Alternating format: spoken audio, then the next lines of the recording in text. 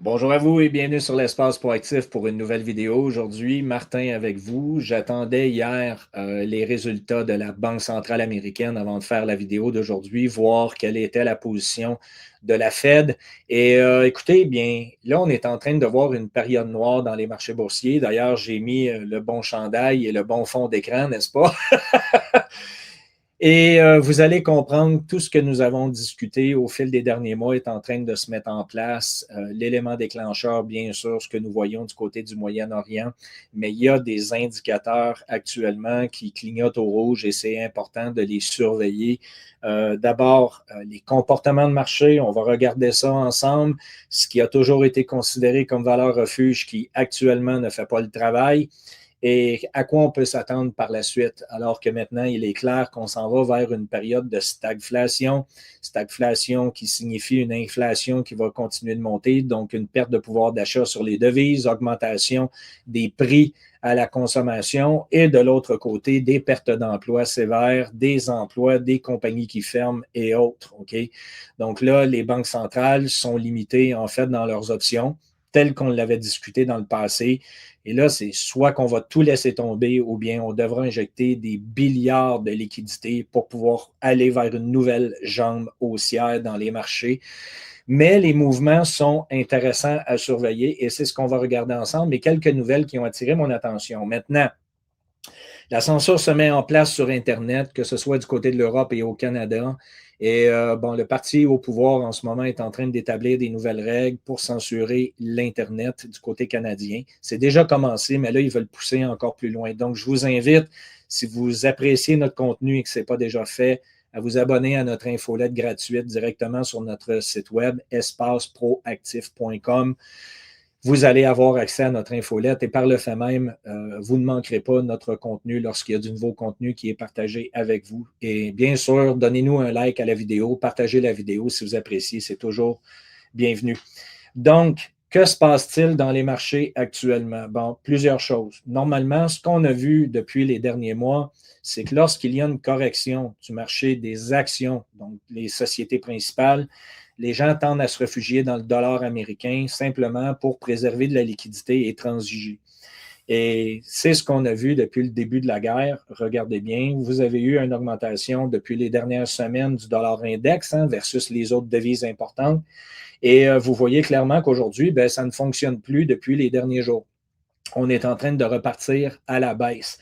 Et autre phénomène très important, c'est que dans les valeurs refuges aussi, on inclut généralement tout ce qui est les obligations étatiques de différentes périodes. Et vous voyez clairement qu'aujourd'hui, les investisseurs en état de panique, en fait, cherchent à vendre leurs obligations, ce qui fait augmenter les taux simplement par manque de liquidité. Donc, ce que nous voyons actuellement se produire dans le marché, c'est des appels de marge de tout bord, tout côté, simplement parce qu'il y a un manque de liquidité. Pourquoi? Parce que les dettes sont tellement élevées au niveau étatique, au niveau municipal, au niveau local, vous-même et autres, qu'il y a tout simplement un manque de devises qui circulent dans le système monétaire pour continuer de faire avancer le système qui est bâti sur la dette. Et bien sûr que lorsqu'il y a des tensions, que ce soit au Moyen-Orient actuellement ou ailleurs, et que vous avez des entités, qu'elles soient institutionnelles ou personnelles, privées, fortunées, bien quand ces gens-là décident de sortir des billes par manque de liquidité, parce qu'on a besoin de payer des dettes ou autres, ou on est dans la peur et qu'on veut évidemment garder du capital disponible à court terme, ben vous comprenez que le marché part dans tous les sens avec les appels de marge, avec les niveaux de levier qui ont été créés. Et c'est ce que nous sommes en train de voir. Donc, même les obligations qui, depuis historiquement des années, ont été considérées comme des valeurs refuges, eh bien, aujourd'hui, n'est-ce pas, ne fonctionnent pas. Donc, on voit clairement que si je prends par exemple le Japon dans lequel nous avons discuté déjà depuis plusieurs semaines, n'est-ce pas, eh bien, le Japon qui doit protéger sa devise. Et lorsqu'on retourne dans les eaux d'environ 160, 161 points, tel que je l'avais mentionné dans les derniers mois, eh bien, ces gens-là, pour protéger leur devise, ils vendent des obligations et ça a un impact direct sur la valeur des obligations américaines parce qu'ils en possèdent une énorme quantité et par le fait même, ça a aussi un impact sur l'index, sur le dollar américain lui-même. Donc, c'est une des raisons, ce n'est pas la seule, mais c'est une des raisons pour laquelle en ce moment, on est en train de voir la correction et ce ne serait pas surprenant de voir le dollar et les obligations continuer de descendre. Encore une fois, ce n'est que mon opinion. Je ne donne aucun conseil financier ici. Nous sommes chacun responsable de nos actions. Je ne fais que vous le mentionner. Mais c'est ce qu'on est en train de voir lorsque nous sommes dans une période de stagflation, c'est-à-dire où il y a énormément de pertes d'emplois, les commerces ferment, les gens ne consomment plus, et de l'autre côté, on a une augmentation de l'inflation. Et c'est important aussi de comprendre que lorsqu'on regarde ce qui s'est passé historiquement, après avoir eu justement une légère diminution de l'inflation, lorsqu'on va dans ces conditions-là, eh bien, l'inflation repart et on s'en va dans une autre phase d'inflation. Particulièrement si les banques centrales décident d'imprimer des milliards de dollars et d'injecter cette liquidité-là dans les marchés, vous comprenez qu'il y aura une inflation inévitable avec la perte du pouvoir d'achat des devises. Et c'est là où on va regarder ensemble les actifs qui performent le mieux lorsqu'on arrive dans ces conditions-là. Pour l'instant, correction, effet de levier, les appels de marge dans tous les produits financiers ou une grande majorité. Les gens ont favorisé actuellement le pétrole, le gaz naturel et autres, mais vous allez voir que ça va avoir un impact sur plusieurs autres secteurs aussi, alors que Goldman Sachs a sorti une nouvelle dans les dernières heures comme quoi que malgré les milliards de dollars qui ont été investis par les grandes sociétés dans l'intelligence artificielle, eh bien, il n'y a aucun revenu qui est généré. Et tout ça n'a servi actuellement qu'à tout simplement éliminer des emplois à travers ces sociétés-là, que ce soit du côté de Meta, Facebook, Instagram, ou que ce soit du côté des autres sociétés telles que Google et autres. Donc, des pertes d'emplois qui ont été annoncées à coût de dizaines de milliers et en fait, aucun revenu qui ont été générés. Donc, la bulle de l'intelligence artificielle implose en ce moment. C'est ce qu'on est en train de voir sur le graphique. Nous étions sur un mouvement haussier qui dure depuis des années. Et là, on est en train de voir un renversement de tendance potentiel. C'est toujours pas fait, mais on est en train de vouloir retourner tester des bas précédents. Et si on continue de descendre, soit que le système va s'effondrer pour l'implémentation d'un nouveau système économique, ou soit que les banques centrales vont choisir tout simplement l'impression monétaire à fort volume pour lancer une prochaine jambe haussière. Donc, c'est ce qu'on surveille. Du côté de Bitcoin, après avoir corrigé sévèrement dans les derniers mois, n'est-ce pas, on semble vouloir se stabiliser entre 65 000 US le Bitcoin et 75 000. Ensuite de ça, lorsqu'on regarde encore une fois les actifs liquides, n'est-ce pas, qui sont favorisés pour pouvoir se positionner en manque de liquidité, bien, vous avez l'or ici qui corrige à raison de 4 % aujourd'hui. Vous avez l'argent qui a corrigé avec beaucoup de volatilité à la baisse et qui là semble reprendre de la force depuis les dernières heures dans le marché. Donc, on commence à établir une base relativement forte du côté des 71 $ US sur l'argent, mais encore une fois, comprenez bien que pendant ce temps-là, les voûtes se vident au niveau physique. Il ne s'agit que du prix papier ici. Et encore une fois, selon ce que les banques centrales vont déterminer et ce que les investisseurs et spéculateurs vont déterminer avec les nouvelles politiques qui vont être établies et ce qu'on va voir du côté du Moyen-Orient et des impacts au niveau social, eh bien, on peut continuer de descendre, n'est-ce pas? Mais pour l'instant, on est en train d'établir un plancher important du côté des 71 $ sur l'argent. Donc, j'aimerais en arrière de tout ça aussi vous rappeler qu'en ce qui me concerne, il s'agit ici d'une guerre spirituelle entre le bien et le mal, beaucoup plus que de regarder simplement des chiffres. Il est important de rester positif dans notre attitude malgré le contexte très difficile. Je vous invite, pour ceux qui ont la capacité de le faire ou même capacité limitée de le faire, de regarder ce que vous pouvez acheter aujourd'hui que vous allez inévitablement utiliser dans le présent, dans le futur, que ce soit papier hygiénique et autres, tout ce que vous avez besoin, que vous pouvez acheter au prix d'aujourd'hui, que vous savez très bien va coûter plus cher demain, eh bien, c'est peut-être une bonne période pour vous positionner de ce côté-là. Des boîtes de conserve, encore une fois, et toutes ces choses-là qui sont primordiales pour pouvoir préserver, encore une fois, non seulement notre pouvoir d'achat, mais pour nourrir notre famille, n'est-ce pas? Parce qu'au-delà de l'aspect financier, il y a un impact au niveau collectif. Les gens sont dans la peur. Plusieurs se font bombarder. Il y a beaucoup de civils qui ont été touchés en démarrant avec la Palestine, en démarrant avec Israël, avec les Juifs actuellement, partout ailleurs. Les gens sont impactés émotionnellement, financièrement aussi, et c'est pas simple pour personne. Donc, continuez dans vos prières pour tenter là, de vaincre le mal alors que tout ça s'installe, parce que c'est vraiment triste de voir la situation dans laquelle le monde vive aujourd'hui. En arrière de ça, donc, écoutez, quelques nouvelles qui ont attiré mon attention et on va espérer que tout va aller pour le bien, mais souvenez-vous, on en a discuté à plusieurs reprises dans les dernières années. On doit passer à travers une période de souffrance avant de pouvoir se relever. Et c'est ce que nous sommes en train de voir en ce moment. Et c'est ce qui est nécessaire pour que les gens retournent dans l'amour, retournent dans leur cœur, désirent partager avec leurs voisins pour s'entraider au lieu de vivre dans la tête dans notre téléphone iPhone. C'est la réalité, c'est comme ça. J'espère que les gens vont s'éveiller avec les conséquences de ce que nous sommes en train de voir, mais généralement, plus les gens souffrent, plus les gens s'éveillent. Donc, c'est une bonne nouvelle malgré les circonstances difficiles actuellement. Alors, les grands gagnants à surveiller, lorsqu'on a été en période de stagflation la dernière fois, c'était dans les années 1970, 73 et ensuite. Et qu'est-ce qui est sorti de tout ça en période de stagflation? Eh bien, vous regardez, le grand gagnant, c'est l'or.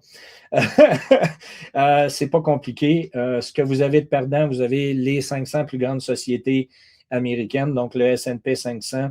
Ensuite de ça, vous avez les obligations qui ont pris un peu de force dans cette période-là, mais on n'avait pas le niveau de dette qu'on avait aujourd'hui, hein, comprenez bien. Les obligations corporatives, et vous allez avoir non seulement l'or aussi, mais l'argent et certaines commodités. On va le voir. Donc, dans les périodes de stagflation, encore une fois, les gens favorisent, lorsque le nettoyage des marges est complété, on retourne vers les actifs tangibles tels que je l'ai mentionné depuis plusieurs années. Regardez ce qui s'est produit encore une fois dans les années 70.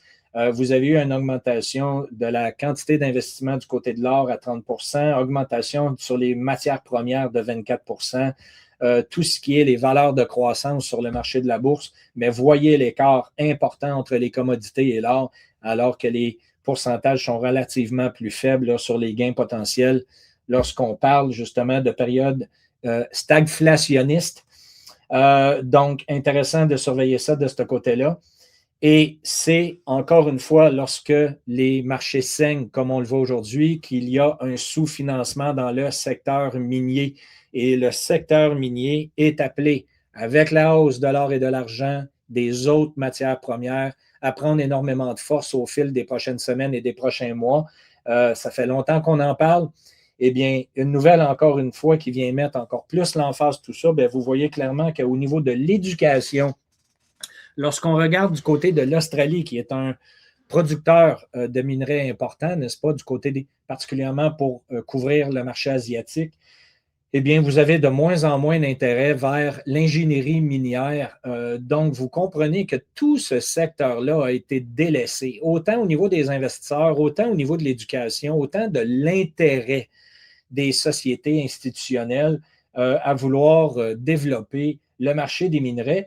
Mais la réalité, c'est que sans le minerai, ben, on ne va pas nulle part. On n'est pas en mesure de grandir une économie, de faire croître une économie si on n'a pas les minerais qui vont en conséquence de ce que l'on cherche à bâtir. Donc, vous voyez à quel point c'est un énorme problème qui va être présenté aux yeux des investisseurs et des institutionnels au fil des prochaines semaines. Et par le fait même, vous allez avoir un changement de direction des capitaux pour, en ce qui me concerne, retourner vers un des plus grands transferts de prospérité qu'on va voir de notre génération à nous. Pendant ce temps-là aussi, très important de constater que depuis les dernières semaines, vous le savez, à 2 reprises, vous avez le COMEX qui a arrêté ses opérations concernant le marché des commodités. Simplement pourquoi? Ah oui, on a eu un problème de surchauffe du côté de Chicago avec nos ordinateurs, hein, souvenez-vous, il y a quelques semaines en arrière. Ensuite de ça, il y a eu une autre raison avec un bug informatique. Et là, vous avez le London Commodity Index, le LME, en Grande-Bretagne, qui lui aussi, le Metal Exchange a cessé ses opérations pendant quelques heures. Il y a quelques jours en arrière, c'était le 16 mars. Encore une fois, prétexte, problème au niveau informatique et tout ce qui va avec. Vous voyez clairement là, que ces gens-là cherchent à gagner du temps alors que le monde papier est en train de s'effondrer versus la demande physique. Simplement, ils tentent de limiter de toutes les façons possibles, à empêcher en fait les gens de voir la réalité entre les deux marchés, simplement. Et tout ça est en train de mettre aussi à la vue de tous la manipulation des marchés. Et souvenez-vous, d'abord, les gens perdent la confiance au niveau des politiciens et ensuite, ils perdent la confiance sur les marchés boursiers, n'est-ce pas? J'en ai parlé déjà depuis plusieurs années. Eh bien, là, on a le marché du pétrole américain à 90-95 $ le baril, alors qu'on explose dans les autres 170 $ le baril au Moyen-Orient. Et vous voyez qu'il y a un écart absolument massif entre les deux, alors qu'il a été clairement dit du côté du secrétaire au Trésor américain qu'ils avaient la capacité, en fait, de manipuler le marché des contrats futurs du pétrole vers la baisse pour tenter de garder les prix à la pompe le plus bas possible. Donc, vous voyez clairement que c'est complètement débile. Et bien, en arrière de ça, écoutez, d'une manière qui avait été annoncée dans les dernières semaines, bien, vous avez la Fed américaine qui rachète à raison d'environ 15 milliards de dollars par mois ses propres obligations américaines. Donc, ça, c'était, voyez-vous, 15 milliards qui a été présenté le 9 mars dernier. Il y avait eu 16 milliards qui avaient été rachetés la semaine précédente. Et ce matin même, ils ont réinjecté un autre 9 milliards de rachats d'obligations. Donc, on tente de racheter des obligations du gouvernement américain pour pouvoir générer de la liquidité dans le marché. Donc, malgré qu'il y a eu 9 milliards de dollars américains qui a été mis en circulation ce matin avant l'ouverture des marchés, vous voyez que ça n'a absolument rien changé. On devra faire beaucoup plus au niveau de l'injection de liquidité pour être capable de venir sauver en ce moment ce que nous sommes en train de voir. Et en terminant, bien, malgré qu'on tente, tant bien que mal, du côté des États-Unis, fondamentalement, à pénaliser la Chine, hein, c'est un des objectifs en ce moment, parce que vous savez très bien que la Chine recevait du pétrole du Venezuela. Le Venezuela est maintenant sous le contrôle américain. La Chine recevait du pétrole du côté de l'Iran. Les Américains et leurs amis Israël tentent bien entendu de mettre la main sur l'Iran. Et en arrière de ça aussi se cache le grand projet d'Israël et se cache aussi la prise de contrôle des banques centrales. On sait très bien que l'Iran, le Venezuela faisaient partie en fait de quelques banques centrales qui n'étaient pas sous le contrôle des banques centrales de la famille Rothschild et JP Morgan et tout ce qui va avec.